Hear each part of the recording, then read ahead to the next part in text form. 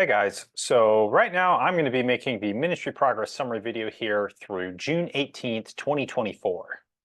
So it's been a couple months here. I'll be going through a good bit of the programming things that I got done here. So I have continued to chip away at the automation that I want to underpin all of the content production in the long term. So we'll be talking about some of the to-dos I left for myself in the last ministry progress summary, and then I'll go through kind of how I addressed a couple of those, as well as this third one here with the transcripts, which was not so much on the list, but I added it because it was automation as well. And then kind of what the upshot of all of this is in terms of video production and what it means in terms of content that will be posted here in the next couple weeks. And then finally, as per normal, we'll close with what my plans are for the next little bit. All right, so before we get to the specifics of what I did this time, I'm just going to briefly recap some of what my short-term goals were at the end of the last Ministry Progress update. So one of the first things that I wanted to get done moving forward at the end of the last one was setting up the automatic silence removal to work in my automated command line video processing project. So up until now, I have been manually processing all of the videos that I upload using a graphical user interface. It's a web app that lets you trim videos to automatically remove the silent parts, and it does basically the same thing that my command line tool does. And the reason why I was having to do that was because my command line tool was not playing nice with the recordings from Zoom. So that was one of the things that I wanted to fix. And then I also wanted to set up further automation with the topic transitions in my videos. So these are kind of the black screens, the last several seconds that have the title for each section, just giving a nice transition between the parts of the videos. And I wanted to automatically generate these video segments rather than having to manually record them all and then standardize the length, which is what I've been doing up until now. I knew it was possible for me to automatically generate these video segments, so that's what I wanted to set up. And then finally, I wanted to set up a podcast for all of the content as well. So thus far, all of the video content has been going up on YouTube. Obviously, the web page is on the website. But to support audio, so this would be like on Spotify and Apple Podcasts, which are, as far as I know, the two most dominant podcasting platforms at the moment. I need to do some work to get the content ready to go up on the podcast platforms. So these were the three things that I had sort of set off to work on in this last little bit. And I'm going to go over what progress I made on these, as well as the other things that I did that weren't so much on this list, but were the other places where I spent my time. So first off, I'm going to cover the automated silence removal sort of task that I left for myself and what progress I made on that. So it turns out that there is a sort of obscure recording setting on Zoom that I hadn't come across before at the time that I was trying to figure out how to make my video processing workflow work with the Zoom recordings. There's this setting called Optimize for Third-Party Video Editor. And this is on the recordings part of the settings interface in Zoom. And if you turn this on, it will cause the Zoom recordings to take up a lot more disk space. So for my purposes, if I have a video that's maybe 30 or 40 minutes long, that will mean it's kind of hundreds of megabytes as opposed to tens. So definitely increases file size of the recordings, but the videos are presumably less compressed and will play nice with follow-on video processing steps. So I happen to do a lot of my video processing with a library called FFmpeg, but this would probably hold true for people who use, I don't know, things like Adobe Premiere Pro or DaVinci Resolve or any of the other, what I would call more like normal video editors. Presumably those you would want to do this if you edit your videos that way as well. So I think it's mostly to get kind of a standard frame rate, reduced compression. You can do all of that in post rather than having Zoom introduce any artifacts. So this turned out to be exactly what I wanted. And so my experience has borne out that this setting actually does prevent, the unwanted behavior that I was getting before. And so in the tests that I've run since I turned this on, I haven't actually had issues with my command line tool for removing silence in the videos, even though before it was kind of going crazy with the videos that I was getting out of Zoom. Like it wasn't working properly, or the timing was all off, or it was dropping sections and things like that. Well, with this setting turned on and the bigger files getting saved to disk with presumably less compression and whatever else they were doing to them that made them not play nice. Well, with this setting turned on, I actually haven't had any more problems integrating this with my automation on the command line, since I'm using a specific command line tool to do this. Now, this is good news since it means that we won't have to switch away from Zoom in our group recordings. It turns out that the other options I was considering, so things like Microsoft Teams, Google Meet, things like that, well, these actually at present don't allow for full screen recording, since they inject like a people list or participants list into the frame, and you can't get rid of it. Like you can't turn it off in settings, you can't close out of it. And so it just reduces what shows up in the recordings, because if you have a normal 16:9 aspect ratio screen, well, now you have this sidebar in your screen recording and you can't get rid of it. And so I find that very undesirable. I don't quite understand why these other platforms wouldn't let you record just your screen in the recording, which is kind of irritating. But that is something very much in favor of using Zoom for these group meetings, because recording wise, it leads to much better recording quality, because you can have it only focus on the content when you share your whole screen. So for that reason, we'd want to keep Zoom, and that's why I'm thankful I managed to figure out how to make the Zoom recordings work all right with the rest of my automated video processing workflow, because this way we get to keep the benefits of Zoom like this, while also me being able to automate all of the processing that I was previously having to do manually. So at any rate, the upshot of all this is that after determining that we can in fact keep using Zoom, I wired up the silence removal step in this command line tool that I've been working on to help me process the videos. And so now all of these, or sorry, rather this silence removal script will get automatically run rather than me having to manually process each segment one by one like I was having to do before. And so that should save me a lot of time on every new video. Now I just run something and it does it for all the videos rather than me having to do things more manually like I was doing previously. So next, we're going to talk about the automated topic transition scaffolding. This was kind of the second of the big goals that I had coming out of the last progress update. And so alongside wiring up the silence removal, I also set up the part of my automated video processing workflow that automatically generates topic transition segments. So that's those 3-second black slides that show up in between the video segments to kind of transition from one topic to the other, like show the title of what's now being talked about and give it a bit of an audio gap as well, so that there's kind of like a smooth transition rather than it being like really abrupt from one thing to the others. So here's kind of how I'm doing this at a high level. This is a little technical, but I mean, it doesn't get too down into the weeds. So from the Markdown file, which is what I write my content in, I automatically parse out the headers that show up in the Markdown file into an Excel spreadsheet, which I talked about in the previous Ministry Progress Update video, kind of explained how that works in the recordings process that I'm using. And then I add any other miscellaneous headers that I need to, like the intro and outline one or the summary and outro one, for just like general kind of administrative things. And then using that list in this Excel file, I automatically build an HTML slideshow presentation. Uses this package here called Remark. This is basically a JavaScript utility that takes Markdown, formatted Markdown, and turns it into HTML slideshow presentations. And so I use that library here to make slides out of all of the headers that will be video internal. So what that means is that the very first section won't have a transition slide, because I'm not going to start the video with a transition slide, right?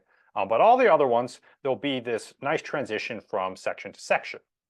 So once I have that slideshow presentation, I turn it into a series of 1920 by 1080, so that's 1080p PNG images using a NPM package called deck tape. So this was a bit interesting for me to set up because this is actually a JavaScript package, and my processing application is written in Python. So I am calling this via a shell execute command in Python. Like I'm not directly importing it into Python or whatever because you can't mix languages like that.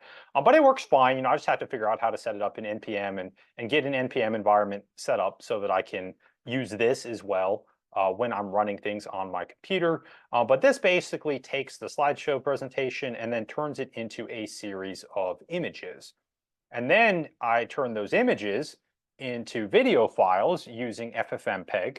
That's the video processing tool I've mentioned several times before. And so I need to ensure that the video files are 1920 by 1080. That's the dimensions of the images, and so that's the dimensions of the video as well. And it also needs to be 25 frames per second. Those are really important variables for lining up video files. When you're trying to concatenate them all together, you have to match resolution and frame rate. So I am creating these myself, and so I'm matching resolution and frame rate, and I'm turning them into 3-second long video files. And so these are the ones that will go in between all of the content sections. And then the last thing you have to do is you have to add an audio track to these.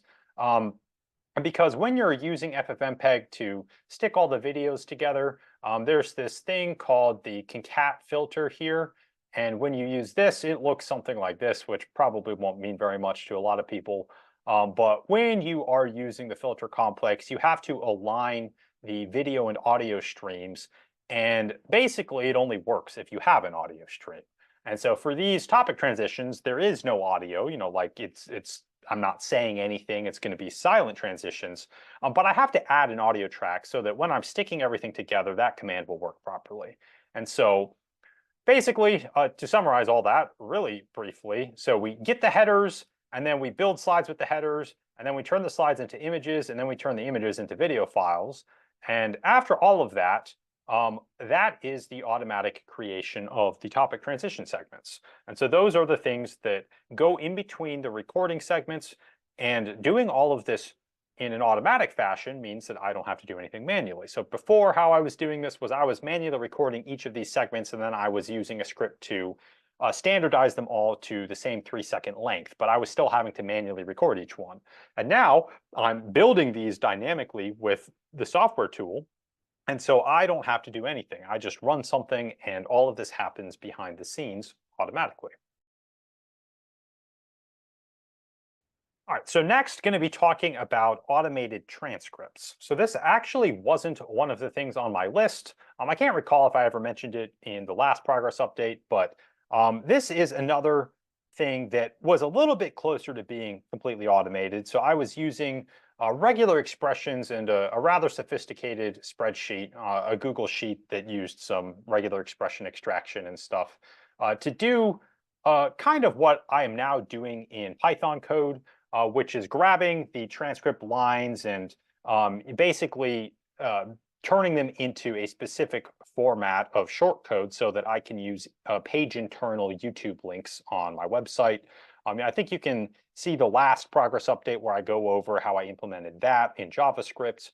Well, I basically decided that I can do that in code, and that saves me the hassle of having to process stuff manually with regular expressions and then paste it into a spreadsheet. So I was already using some tools to reduce most of the manual labor here, but now I just run the command just like the other things, and it automatically pulls down the transcript off of a YouTube video and sticks it all together in the format that I need and puts it in the markdown content file so that when I have my web pages, people can expand the transcript section and search through it if they want to jump to specific parts in the video. So the library that I'm using here, it's called YouTube Transcript API. This one is fortunately actually Python rather than the other one, which was actually an NPM package, which was JavaScript. Well, because this is Python, I can use it natively. Now it is relying on, it's not, I'm trying to think about the right way to say this, like a shadow API. It's an undocumented API. This is how YouTube works. Like you hit this endpoint, you get these things, but it isn't like a stable API. So there is the possibility in the future that this project might no longer work the same way, might have a breaking change if YouTube ever just decides to update the thing that this is depending on in the background, which so far hasn't seemed to have happened. And, this has been around for, I don't know, a while now. So I'm optimistic that this will continue to work, but just kind of random gee whiz information. But point here is that now I also have transcripts completely automated. So once I upload a video to YouTube, YouTube will automatically generate a transcript. I'm assuming it uses some form of voice recognition AI to figure out what the words are that you're saying. This has been a thing for a while, although I'm sure the AI is getting better and things like that. So it automatically generates transcripts to match the audio of the video file. And so it is time matched. And then I can download that information and combine it using this library and then stick it in my own web page file so that people can search the transcripts on my site. And so the change here is that previously I was doing this sort of like half automated, and now it is completely automated, just like the other things.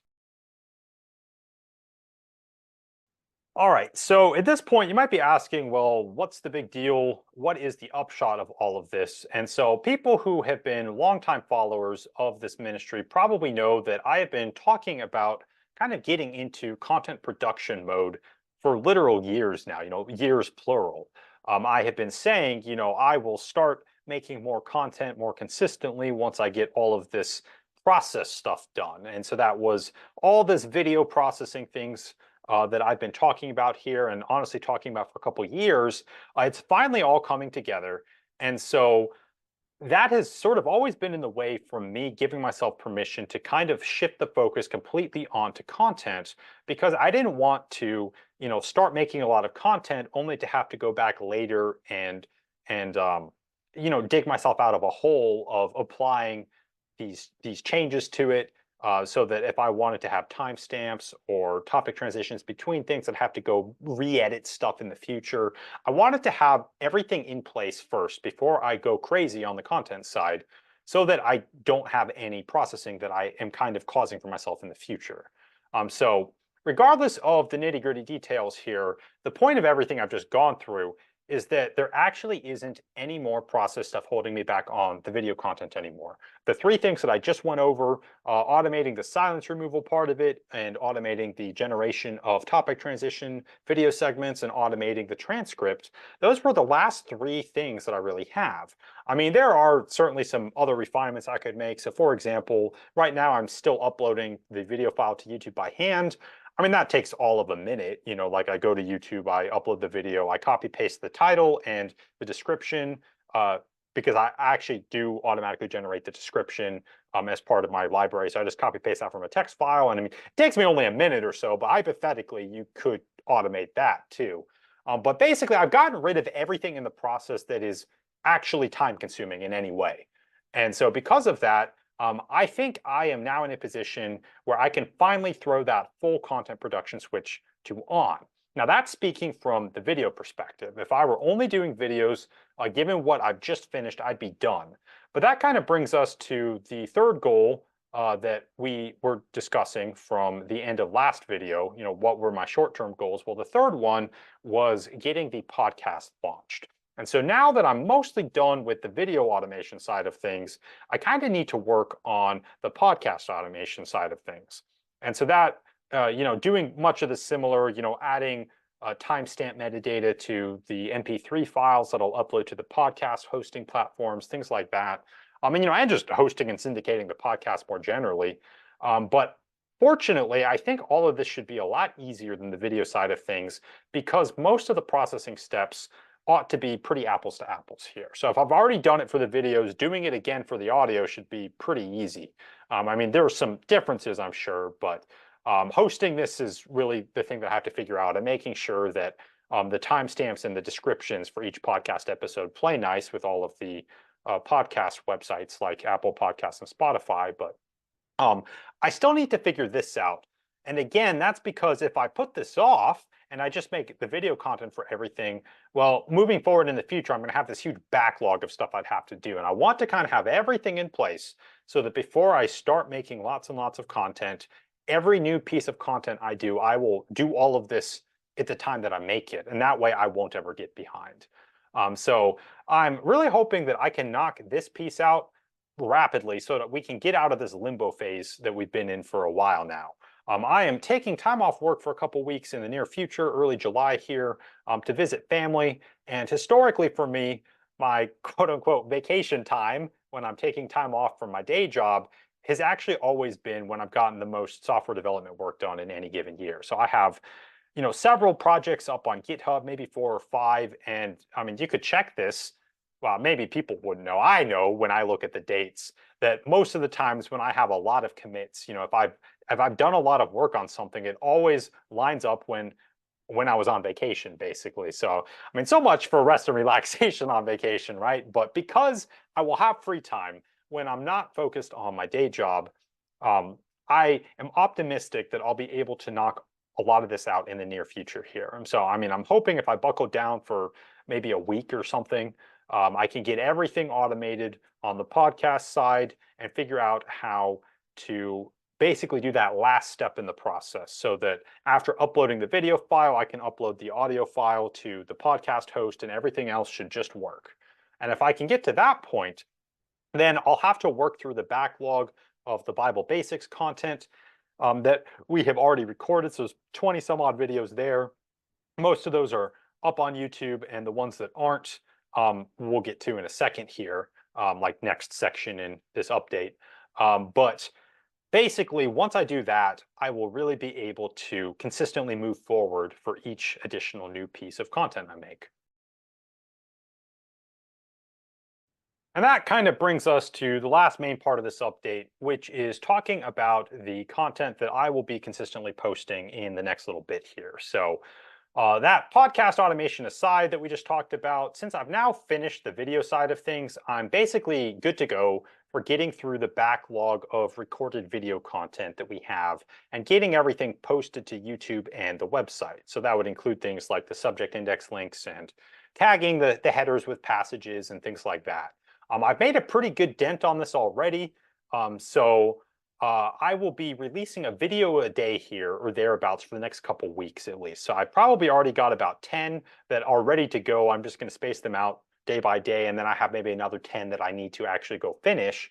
But now that I've finished the automation for example, automatically generating the transition slides and pulling everything together, then I can actually go finish this backlog of videos because I'd sort of been holding off on finishing everything until I had the automation so that I wouldn't waste time, kind of from a time efficiency perspective.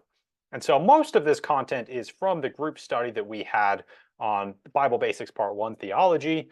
There's also a separate 4-part video playlist in there from when a friend asked me some questions. And this particular playlist will fall into the content type on the site corresponding to questions and answers reader correspondence. So it ended up being kind of long, actually. A couple of those videos in that series are more than an hour. And I think it's interesting stuff. It's about resuscitation and the afterlife and sleep as a euphemism for death and things like that. But that content will also go up here in the next couple of weeks as I post through the backlog of content that I already have recorded. And so this is something that I've been promising for a while as well. I said, once I get all that automation in place, I'll go ahead and post the backlog of stuff. Well, thus far, I haven't posted the backlog of stuff because I haven't finished the automation. But now that I've done that, I really will get through this. And so it'll probably be at least 15 videos over the next couple weeks here, all going up in the Bible Basics series and this other playlist I mentioned. And that will get us to the point where I'm basically caught up from a video perspective. All the stuff that we've recorded will now be live on the website and on YouTube. And then once I finish the podcast stuff, we will truly be caught up, and then I'll be ready to get going on all the new stuff. And so that kind of brings us to this last section that I always do on these ministry updates. And that's kind of what am I planning on doing in the future here? And short term, I'm really going to try to put my head down and get the podcast launched because I want to finish that before I tackle anything else. And like I said, I'm hopeful that that will happen when I'm on vacation over the next several weeks. But if not, I do still want this to be my top priority because once I do this, we can launch the new group study from the Zoom Bible study for readers of Ichthus. If I launch in-person stuff at my house, I'll be able to keep up with each new week in in-person studies. Like I'll really be able to throw that content production switch like we've been talking about. And this is kind of the last gatekeeper of that. So this is really what I'm going to be focusing on finishing in the next little bit here. And so that's it for this one. I know not so much on the content side here, although like I mentioned, I will be consistently posting the backlog of stuff that we've already done. And for a lot of people, maybe this wasn't that interesting, but for the long-term sustainability of the content of this ministry, I think a lot of the things that kind of got done here will really help make this week by week much more sustainable. So getting that automated silence removal, the transition segment scaffolding, the transcripts completely automated, getting the podcast set up as that last thing I have to do. Once I get all of this in place, then every new week I will be able to create 2 or 3 new videos, 2 or 3 new podcast episodes, which is the same as the videos, but just the audio. Like I'll be able to do that and keep up a pace of maybe 3 or 4 videos a week, which would be completely impossible if I had to manually do anything with those videos. I do work a full-time job, and I'm sure I'm only going to get busier as I have other obligations. So to make that possible, I really have to automate a lot of things. And so getting all of this in place that's what I'm shooting for here, is getting that 2 or 3 or 4 videos a week, getting everything I need set up so that I can do that sustainably in the long haul. And so I'm excited because we're close, and this is, it's very much progress. I've been working on this stuff for quite a long time now, and having it all come together is really encouraging. So stay tuned. I hope in the next update here, I will be bearing news that I got the podcast set up, and then you'll hear about my next plans after that. But that will hopefully be what gets covered in the next one.